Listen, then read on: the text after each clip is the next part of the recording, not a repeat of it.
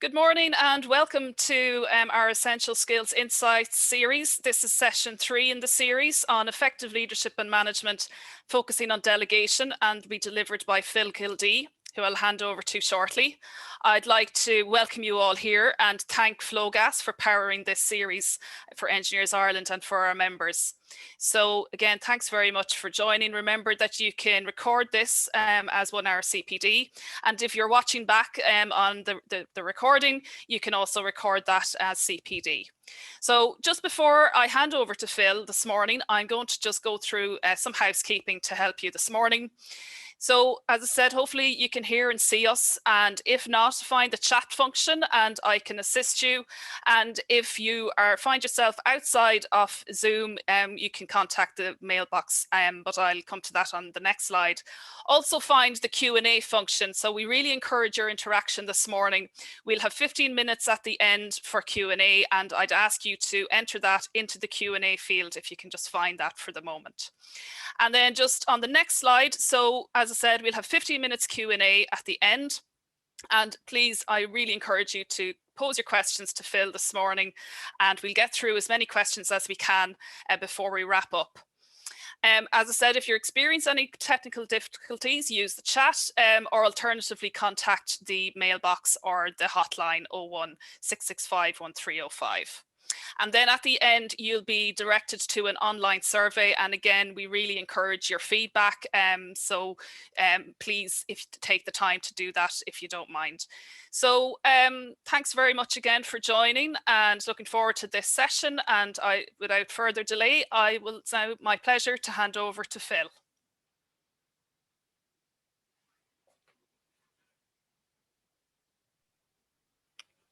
I just think I opened this session on mute, did I? I'll do a take 2. Good morning, everyone. You're all very welcome. Thanks so much for joining myself this morning. I'm really looking forward to our short chat on what is a really important area, a common sense area, and an area that from 25 years of training leaders and managers, I'm asked, and it comes up very frequently in training rooms and meeting rooms, this area of delegation, difficulties, challenges. How can we do it more efficiently and effectively? And looking at myself in screen, 2 things come to mind. A, I had intended to shave for this session, given the potential numbers and the fact that it was taping. And I really should have delegated the shaving because it just didn't get done. And the second thing is, I was going to wear this Christmas jumper that was bought for me that got 1 wear so far. But I thought, God, there could be people watching this in February, March. That wouldn't make any sense. I'm working with Engineers Ireland for about 10 plus years now. So I have an appreciation of the challenge that engineers and such like have. And what we're looking at today is really the soft skill of delegation and effectively delegating and getting things done through others. So let's have a look at a couple of slides that will be available to you. My hope is that you can all see this. This is not my natural habitat. Usually I would prefer to be seeing people or indeed to be in person, but we are in such times. So let's get started. You're all very welcome, as I said. I'm going to ask that you have a pen, paper to hand. You will get a copy of the deck or you'll have access to the tape of it, should I say. But please, take some notes as we go. Get comfortable. My approach is informal. I've never apologized for it. And I believe, information is shared better in an informal way. Relax, enjoy. And here's what we're going to cover. We're going to look at the definition. What really is delegation? Because I get so many different variations of it. People's interpretation, and feeling guilty because they feel, there's a little bit of abdication going on here. And, why shouldn't I just do it myself? And, it takes too long to get somebody up to speed to do it. I mean, it's going to take me 20 minutes to tell them what to do when I could get it done in 5. Well, not all tasks are going to be done in 5 minutes. and not all tasks are to shift and move work from you. Some are about opportunity of developing the individual that you're going to delegate the task to. We're going to look at that. Where does it live? It lives as part of management and leadership. So there's the context, and we're going to have a quick look at that. Benefits are many. The failings are few, but they exist, and people are hesitant to delegate. I'm here not to sell delegation, but to look at and explore its potential for you. We're all different, so one size doesn't fit all. And it is about communicating. It is about reducing resistance. And sometimes the message just isn't heard or seen clearly. So we're going to look at this as a step by step. We're going to look at it as not as an event, but rather as a process. And in so doing, we can break it down and focus into the areas that maybe you're doing and you're doing really, really well. And this session then becomes one of validation. Or maybe there's elements as we go through it that you used to do but don't do. Or maybe, come January, you could employ them. It's all about communication. You cannot not communicate. So we'll be looking at and giving light, nod, and touch to the whole verbal and non-verbal aspect. And this will finish out with the importance of feedback and lessons learned. And my hope is that there'll be some questions, because if there's not, we'll be having a couple of moments of silence before we finish out. But I'm hopeful there will be questions. I'm sure there will be. So an interesting fact, an interesting share is that after looking far and wide for definitions of delegation that just aren't the ordinary ones, there's hundreds upon hundreds of academics out there that will share their mind and their thought with you.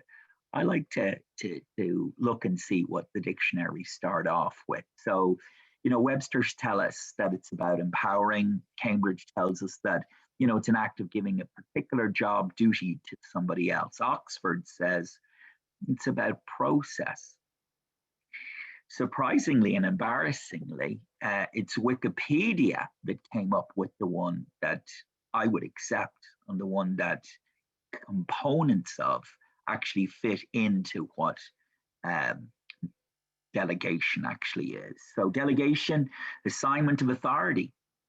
There's authority here, and it's an exchange. So you're lending the individual authority to do. You're giving them responsibility, but also sharing it. So ultimately, responsibility remains. It is shared. You're going to carry or ask them to carry out specific activities. And you need to be, clear and concise with that. It's a process, not an event. So we're going to be looking at what do you do before, what do you do during the actual ask piece. Hey, Tim, how are you fixed? Like to have a chat with you. Hi, Mary. Can we have a couple of minutes to go through something? It's about trust. It's about entrusting. It's about respect and dignity, and it's about appropriateness of the ask. So here, entrusting work to another person, delegation is one of the core competence or concepts of management leadership. Why am I hesitant to share something from Wikipedia? Because I was marking my students' assignments. I lecture as well. I've lectured for about 18 years, and I do the Bachelor of Business Studies degree program, fourth year. And I was marking assignments as part of the annual grade. And one of my students opened up with a definition from Wikipedia, and I put in, I prefer them to source elsewhere.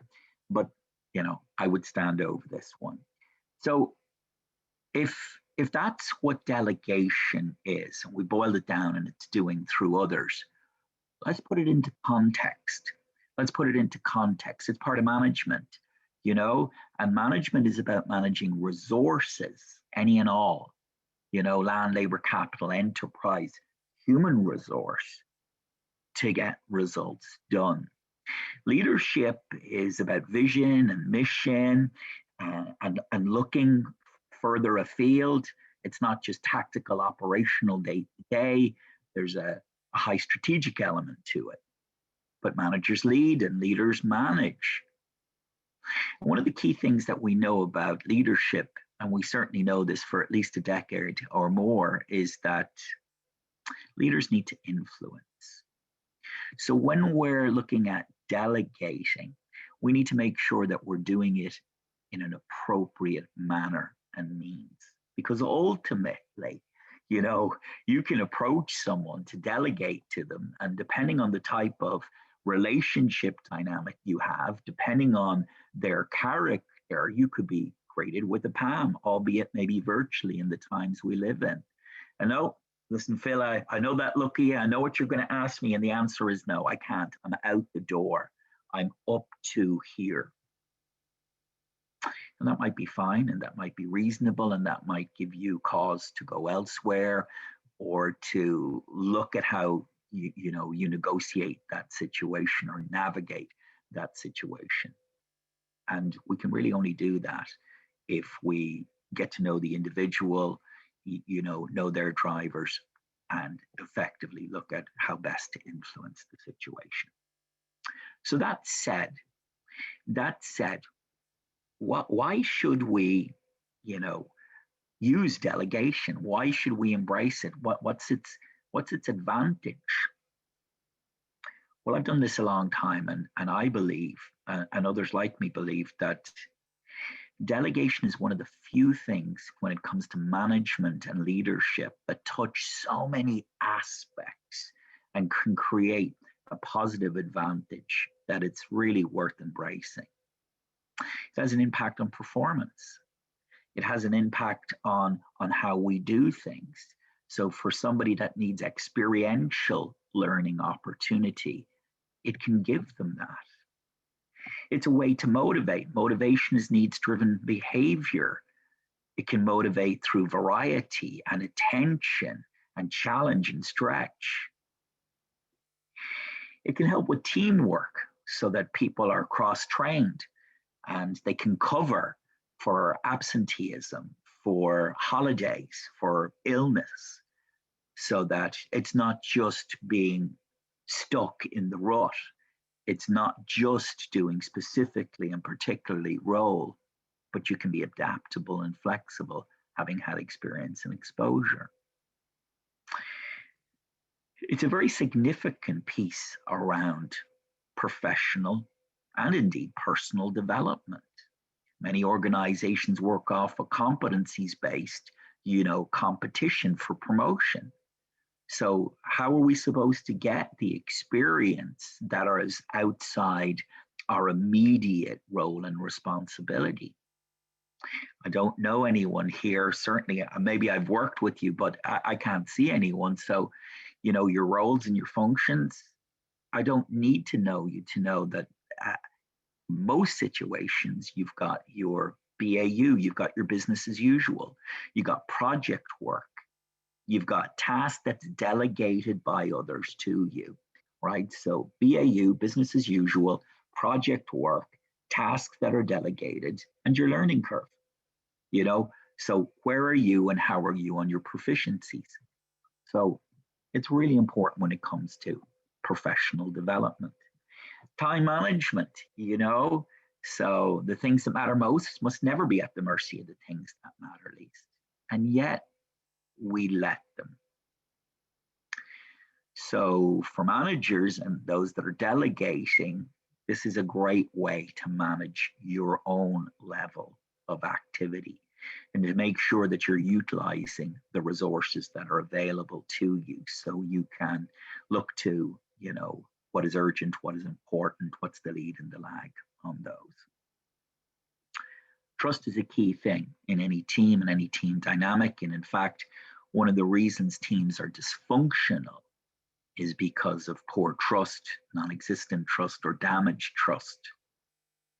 And when we ask someone to do a task or to engage in a project and to represent us, and we give them authority to do so, that really shows trust. And that can help the relationship dynamic that you have with colleagues, with staff member, with resources that you can delegate tasks to. So it provides loads of opportunity for variety. So it gives the individual opportunity to do something that they wouldn't ordinarily do. It allows them to stretch and to challenge, because we know people grow best when they stretch. Many of you may be familiar with SMART goals and objectives: specific, measurable, agreed, realistic, and timed. Add an E and an OR to those. And the E is encourage stretch. Don't allow yourself or those you work with to rust out, and be very careful about constant stress out. Stress, our perceived inability to cope with the challenges we face on a daily basis. So there is great potential for stretch, but also the OR on smarter is to self-reward. So now you're giving people, enriched opportunity, and we call this job enrichment. So a more challenging task, and that can be very rewarding. Now, of course, you're sitting there and thinking, where did this guy beam into? If I asked my team member to do this, they'd say, look, that's not within my remit. That's not what I get paid to do. I don't have the time. I'm out the door with the task. And yeah, absolutely. There is no cure-all. There is no panacea for that kind of reaction, but you can stack the deck in your favor. If you approach with confident air and expectation, as opposed to doubtful apology, Ken, I'm really sorry, but I have to ask you, look, it's one of those tasks that need to be done. You play it down, you're giving people absolute just cause to play it down as well. So potential for job rotation, so now you give people, a set of skills that have been fine-tuned or exposed through delegation. There's great opportunity there. And gaining the new competencies that we worked at. So to know your framework of competencies, to see where people could benefit by some experience and exposure. It's going to help obviously with tasks, but it would also help with elements of delivering projects. And as I said earlier, helps with the prioritization and ranking of your own to-do list. And obviously, it does help with this whole area of confidence and trust. What I didn't mention earlier was that not only does it help with that management relationship, but it also supports a coaching and mentoring, engagement, because a coach should be well able to ask someone to do stuff and come back for next session. And mentoring, that's one of the pillars that mentoring is based on. So, have a try, have a go, see what you think, come back to me with your thoughts on. They're all positive, they're all good, they're all welcoming. But there's also opportunity to exploit those who wish to please and can't say no. There's opportunity for setting unrealistic expectations, or sweating the human asset, or offloading nasty tasks, or bulletproofing self by pushing away and blaming others. Now, I don't, imagine for a second that I need to convince anyone here that they are all unacceptable. And we want to be very careful as to the reason why we're delegating and how we're delegating. And in so doing, we need to appreciate that we're all different. And different isn't good, different isn't bad, different is just different. Gandhi there said that relationships are based on 4 principles. Now they're based on a lot more than that, but he narrowed it down to: respect needs to exist, understanding needs to be exchanged, seek first to understand and then be understood. There needs to be an acceptance of who we are and the burdens that we have placed on ourselves, and an appreciation of that as well. So if I took another polar extreme and took another quote, and this is from a thinker out of the US, a guy called Anthony Robbins, Tony here, to effectively communicate, we must realize that we're all different. Different in the way we perceive the world around us, And we need to use this understanding to guide how we engage with others. Short circuit that, you need to do a bit of research and you need to know the people you're delegating to. Difference, what does difference look like? Well, if you need to see and I need to hear, we've got difference going on.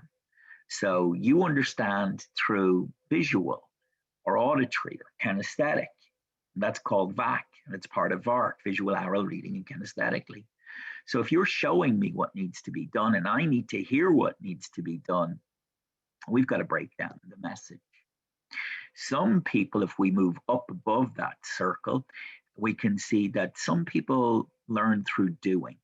They learn through the experience, or others need to reflect and think about it, and they're reflectors or theorists, and some, are pragmatists, and they'll listen, they'll learn, they'll engage, and then they'll need to move on.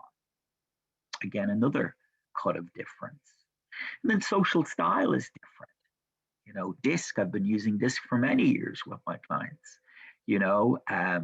Someone's dominant, they're forthright, tell you exactly what they're thinking. Or someone is more of a people pleaser, they're an influencer, they like to be liked. Or someone is kind of steady, they're, even tempered, they're patient, they talk themselves down.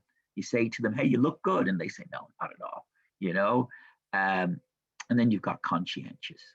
So depending on what individual or type of individual you've got sitting in front of you that you're trying to delegate something to.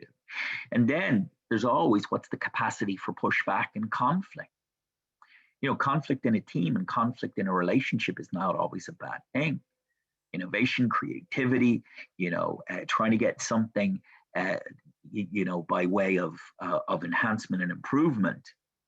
Conflict is good.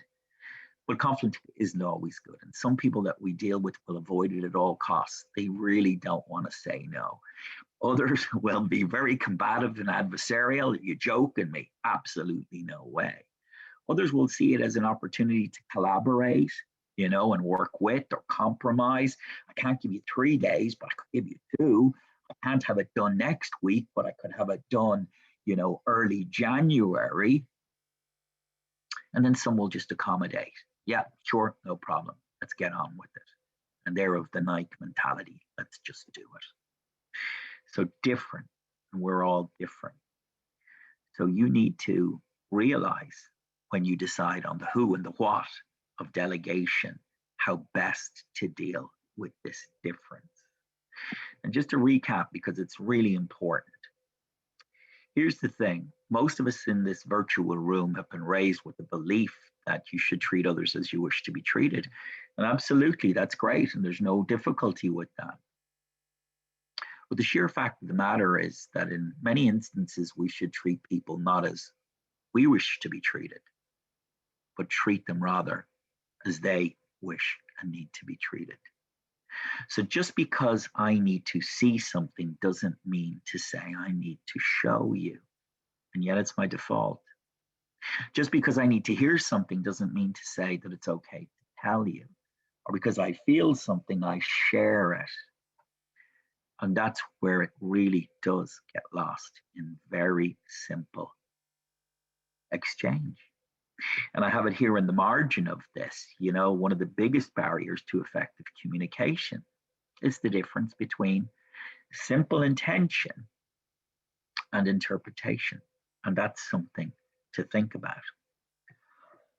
My apologies. So, delegation is critical. Here's a professor out of Stanford University. And what does he have to share and to say? He said that, your most important task as a leader is to teach. To teach what? Well, to teach people how to think and to ask the right questions. And that's really important because that's key to communication. We learn little when we speak. We learn loads when we listen. Of course, we learn when we speak if we ask questions or we look for reaction in the other individual. But ultimately, we learn from questioning. So we need to teach people how to think and ask the right questions. so that the world doesn't go to hell when you have a day off. And part and parcel of this is an effective process around delegation. So have a think about this. Walk through this with me and just think, does it resonate? Does it make sense? Is there a question out of this for the Q&A later? Maybe just note it down. First thing I would always ask myself, is this delegatable? Is this sensitive? You know, is this something that I'm really asking someone to stretch way beyond? Okay, this isn't within their stretch or their stride. So maybe what I need to do is give time and attention to this task and look right and left around me and see, is there something that I need to, delegate to afford a window of time for me to do this task. So it's not always the obvious. Sometimes you need to do a little swap around. Be clear about how much authority and responsibility that you're giving. Now, that's really key and important because you do need to give someone, an acting, the authority to research this, to take time, to bring, resources, to bear on this. So they need authority, but responsibility is an interesting one as well, because you lend the authority and you share the responsibility. So if it goes well, they get applaud, thanks, well done, woohoo. But if it doesn't go well, guess who gets splashed? And guess who should defend the other person from getting splashed from others in the organization? And the answer is you. Now, that doesn't mean to say that you're not going to have, a constructive feedback conversation with them. But ultimately, this task emanated from you. So you have responsibility, ultimate responsibility. Some people don't get that. Some people don't agree with that. But when it's about relationships, when it's about credibility, when it's about trust, that's what has to happen. You need to delegate at the appropriate level to build confidence and trust. So what is appropriate level? Well, the answer simply is it depends. So if I don't know you, you're a new join and you've joined during pandemic. So I've only got to engage with you virtually and you're working remotely. And really, we haven't had too much time to have a coffee, to get to know each other, for me to size the situation. There's trust, there's exposure that's at call here. So it might sound something like this, and don't let anyone ever put their words in your mouth, but think about your own version of this. I need you to, so this is directed at the delegatee, I need you to look into this situation for me, get some of the facts and let me know what's going on. I need you to identify the issues at play here. I need you to propose some, alternative actions. Do a bit of a pros and cons analysis for me. Include a recommendation, something that I can sign off on. Take some time, examine this issue. Let me know what you intend to do about it. Make sure you check in with me before you take any action. I'd like you to take responsibility for this. Let me know what you intend to do. Will you take action on this? Let me know how you get on. Look, will you do this? Will you action this?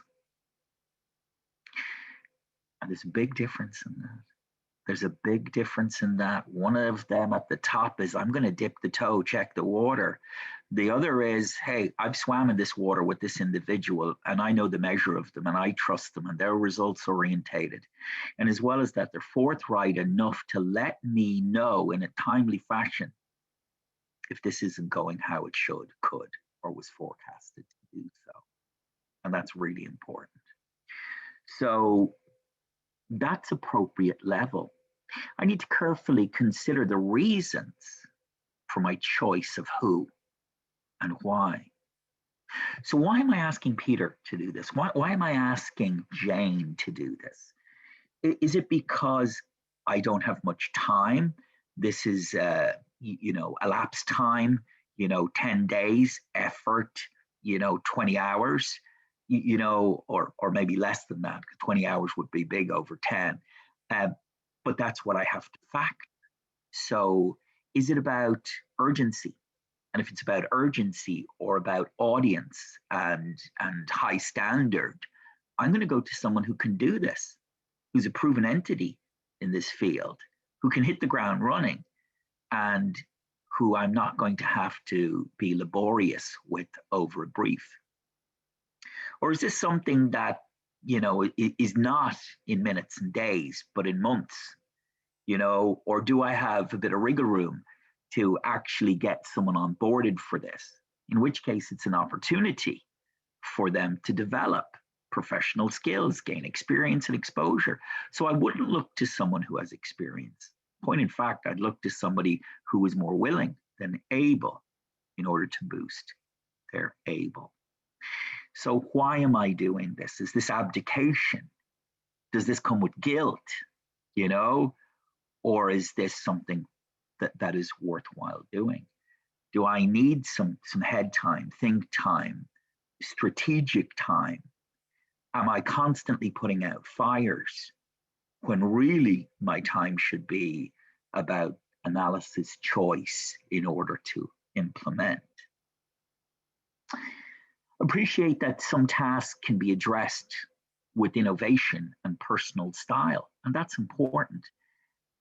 It's not always, available. There's an SOP, a standard operating procedure. We're constrained by, the terms of the contract or the project. There's policies, procedures, protocols. So we're not going to go reinvent the wheel here. But sometimes we can. And sometimes there's sufficient time and resources and benefit to allow somebody to stretch and be creative within parameters. Do you know the task to be delegated? Can you give guidance? And if not, who can? So for some, you're delegating a task you have mastery in self. So, I'm currently doing it. I do it. So to brief someone, I could do it. I could do while they watch. We could do it together. You could do it and I could watch, and then you could do it. That teacher piece. But if you don't have that competence, if you don't have that experience and exposure, you aren't the subject matter expert. Well, then you need to be aware of who you could identify as saying for this individual, or how you intend or suggest for them to source information and gain proficiency. And that's important. So how will you prevent, reduce, or respond to mistakes because they happen? And are you the type of individual, is your organization the type of organization that encourages people, not to have a go, not to look at all the cells of the risk matrix and to go with some that are maybe, more of a calculated risk than others? Or is it very punitive?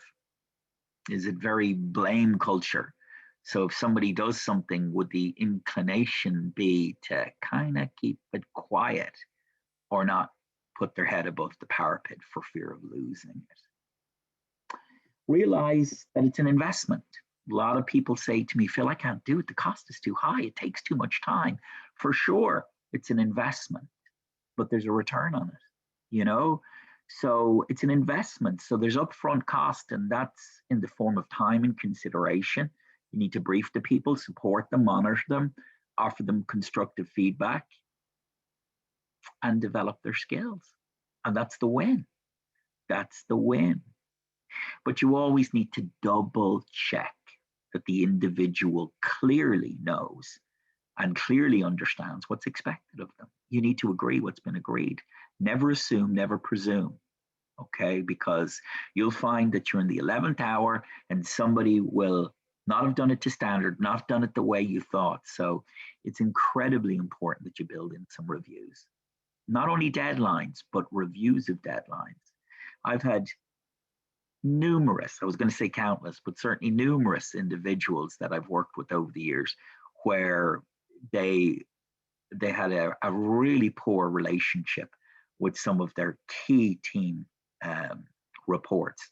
And the reason was because they believed there was a breach of trust in the sense that people delivered late or people didn't deliver what was expected. And when I talked to the other party involved, I discovered that it wasn't clear, that they're pushing back blame, and both parties think they were right and the other was wrong. But ultimately, it's a process. It's not an event, it's a process. So, how does that look? Well, I love Kipling's Serving Men, because Kipling's Serving Men taught him all he knows: the who, the what, the why, the where, the when, and the how. I'm sure, like you guys, I'm, paid for how. And I'm sure everyone here in this virtual room is as well. And the road to how starts with what in this instance. So what needs to be delegated? What's the task, the function, the project? Why do I need to delegate it? Who's in the pot, the pool, the choice? Do I feel this is forced choice? Am I sitting here thinking this is all fine and well, but I don't have anyone to delegate to? Well, can you delegate in part to another stakeholder? Can you delegate, based on, emotional intelligently doing it, or emotional bank accounting? Because in Ireland in particular, we call this a favor. Hey, John, I need a favor. Can you bail me out on this? So is that a favor? Is that delegation? It's both, really, isn't it? So we won't go the Puritan road here today. So when does it need to be done? What's my clock, my compass? How is it ticking that down? And where are we currently? Where is the person as regards their workload? And this will give me insight as to how I need to do it. That 5WH, one of the best forms of starting a strategy without it being acknowledged as saying, I need to establish current workload. I really need to do that. So I start with a question as opposed to a statement when I engage the individual. How are you fixed? What have you gone on at the moment? I'm out the door, don't come near me. Out the door with what? Well, this, that, these, and those. Well, that's interesting. Let's walk through it and let's get some detail on that. I need to clearly explain what they need to do. I need to answer before it's asked the why me, because as soon as I say I have a task I need you to do, they're going straight to the default of why me? Why me? Is it because my desk closest to his door because I never say no? I need to change. So why me? Well, I'm asking you because you have experience and I know that you can get this to the standard that's required within the time frame available. I'm asking you because on the last coaching conversation, the last mentoring conversation we had, you said and expressed an interest in this area. Well, here's an opportunity to gain some insight and competency. Why you? Well, listen, as you know, this is a rotational task. And guess what? It's your turn to do. Well, based on the workload that you've currently shared, I believe you have some capacity to address this on our behalf. These are all important to have worked out in advance. I need to specify expected outcomes because I need to start with the end in mind. Establish the timeframes, the key dates, and review dates are amongst those. Discuss the approach and obviously agree the standard. I need to identify resources required. What do I expect this person to do? Have they got access to software, hardware, resources? And that's incredibly important to consider. So I need to agree how and when progress will be monitored. Some people would say, oh, don't manage it in the minutia. Well, some things need to be managed more in the minutia than others, and that's really important to realize. Identify who else needs to be told. So is somebody acting on my behalf? Do I need to send out a few emails and say, look, Margaret's going to be doing this for me. Would you please, give her some time and attention? I'd appreciate it. I need to empower and trust whoever I'm asking to do this. They need to know support is available, this, open door policy. And I need to encourage them and allow them to flag challenges in a timely fashion. I don't want to find out after the fact. I don't want to find out in the 11th hour. I want to find out when something can be done. Many people think that, information is power. It's not. Timely information is power, or information that I can use and form a trend and do an analysis on in order to prevent. But that needs to come to me in a timely fashion. And then after. So what's going to happen after? Well, I need to recognize efforts made and the success of it. No substitute for thanks, praise, and appreciation. Always give thanks, praise, and appreciation. Give the individual credit. Nothing worse than somebody feeling they just ghost wrote something for you. And then at the end, you ask them to change the font and the opening phraseology. And they know, and you know, that it's to make it look and sound like it's you. And nowhere are you giving them any shout out or credit. Do a lessons learned, never a postmortem, but a lessons learned. How could you have done it different? How could you have done it same? How can you protect it? What have you learned? What have they learned? What are the transferable competencies into other aspects of role? And always, always, always provide constructive feedback. At the end of the day, it's all about effective communication. And effective communicators seek first to understand and then be understood. So they lead with a question and follow with a statement. So they're not just going to come in and tell you, here's what they want you to do. They're going to find out how you're fixed, what's on, what's the timing on it. So they're going to understand. An effective communicator realizes that you cannot not communicate when you're interacting with others. So do you approach someone with Mark, I was wondering if you wouldn't mind. There needs to be confidence expectation in how we look, in how we engage, in how we sound. Are we all fidgety about it? Are we flapping the document? We need to dampen down, focus, and get things done.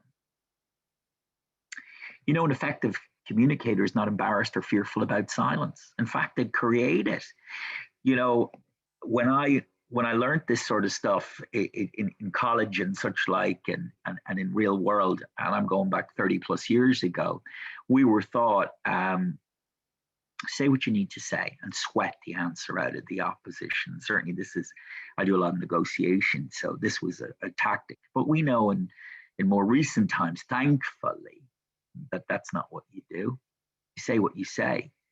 And then you give time, because it's a courtesy, because we all percolate, assimilate, make sense, decipher information at a different rate of pace and time.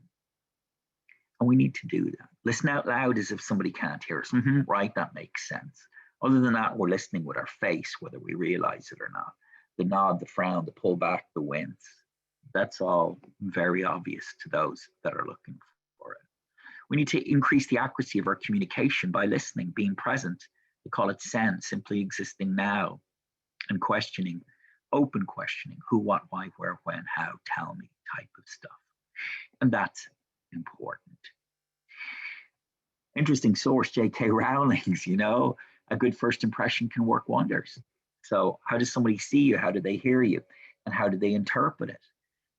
When you come on to somebody, and when you approach somebody, when you're walking up to them or signing in on Zoom, that first meet, greet, warm is really important, So it's to the eye. And in fact, 55% of initial impact is to the eye. How did somebody look? So maybe I should have shaved, and maybe I should have worn a Christmas jumper.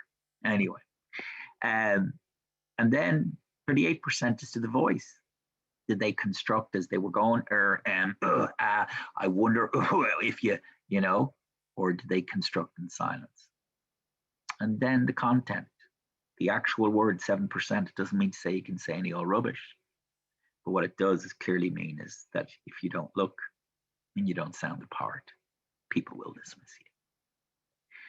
So to conclude the 45 odd minutes, and get into the Q&A, Just a couple of things to think about feedback, because feedback is essential and it's closing the loop on this.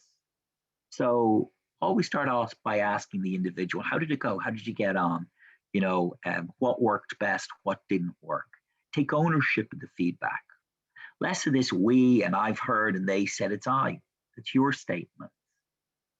Be responsive to the recipients. So some people are, they're hard-boiled sweets, there's a soft center, and then others are, give me the bad news first. So you need to be sensitive. You need to be that bit emotionally and socially intelligent. What are the facts? What have you learned? What is the documentation? Was it early? Was it on time? Was it to standard? When you redlined the document, what came up? This whole idea of, emotional bank accounting, favor done, favor owed, forgive the jargon, but it's the law of reciprocity.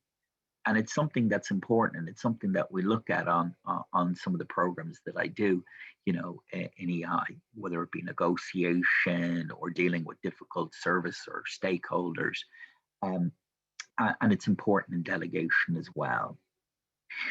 What we say is catch people doing something right more often. So all feedback should be specific. It should be accurate. If it's not going to be positive and uplifting, it should certainly be truthful and not hurtful. And really, it's about forward facing. What have you learned? What happened? Let's look at the reasons it happened. Let's look at how we can change this going forward. What are you prepared to do? When are you prepared to do that? Look at it as a lesson learned, and then face forward. And that's really, really important. So it is my hope that what I spoke to Camera in this session is of use, is insightful. So it is my hope that you have some questions for myself, and certainly I'll give a good hop off them. So if anyone wants to kick us off.